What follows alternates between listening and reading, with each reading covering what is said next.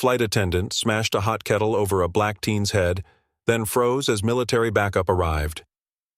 The cabin air crackled with tension as the plane hummed steadily above the clouds. At seat 14C, Malik Johnson, a 16-year-old black teen with sharp eyes and quiet confidence, sat gripping the armrest. His heartbeat matched the drone of the engines, but his mind raced faster. Today was more than just a flight.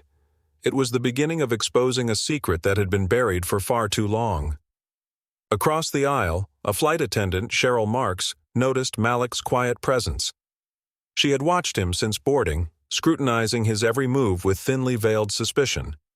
Cheryl was a loyal employee of Attendant, a massive airline with roots tangled deep in political influence and dark corporate secrets. Her loyalty came at a cost. She was a pawn in a game far bigger than a simple flight. Attendant's executives had long silenced anyone who threatened to reveal their toxic underbelly.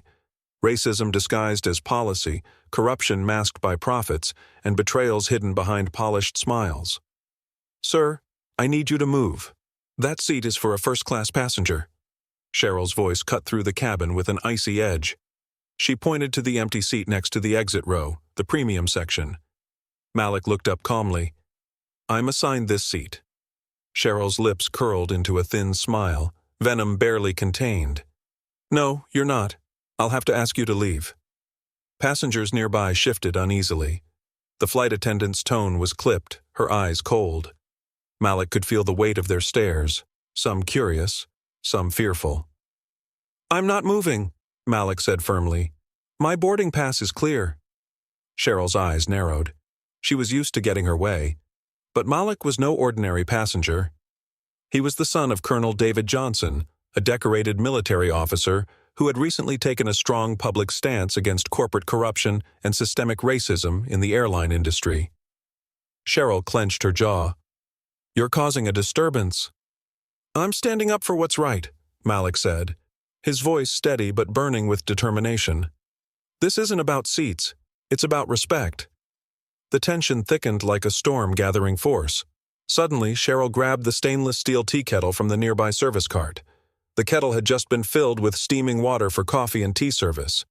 With a brutal swing, she smashed it down hard on Malik's head.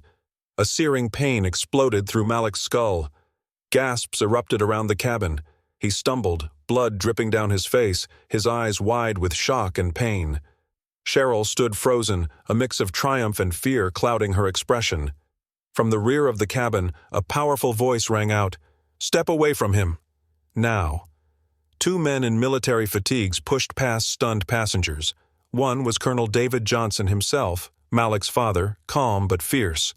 Behind him came several others, a covert military security detail sent after months of threats against the Johnson family.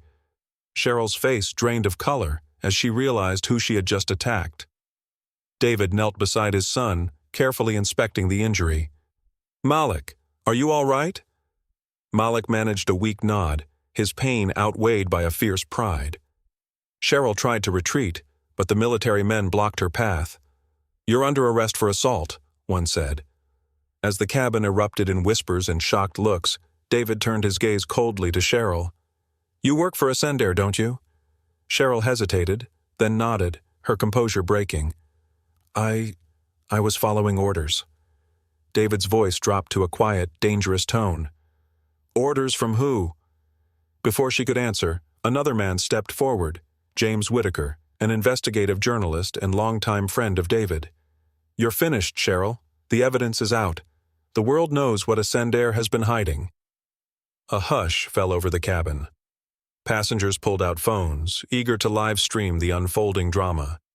David helped Malik to his feet, then addressed the crowd.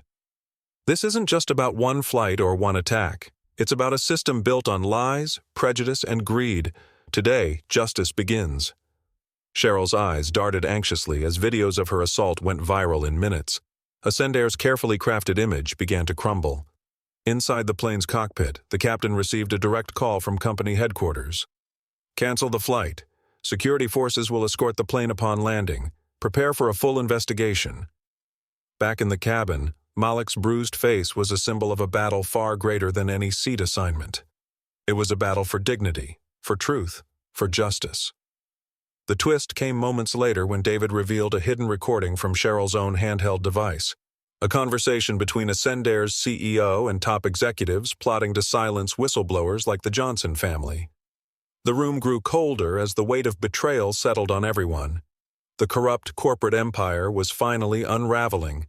As Malik looked out the window at the endless sky, he whispered, "We're just getting started."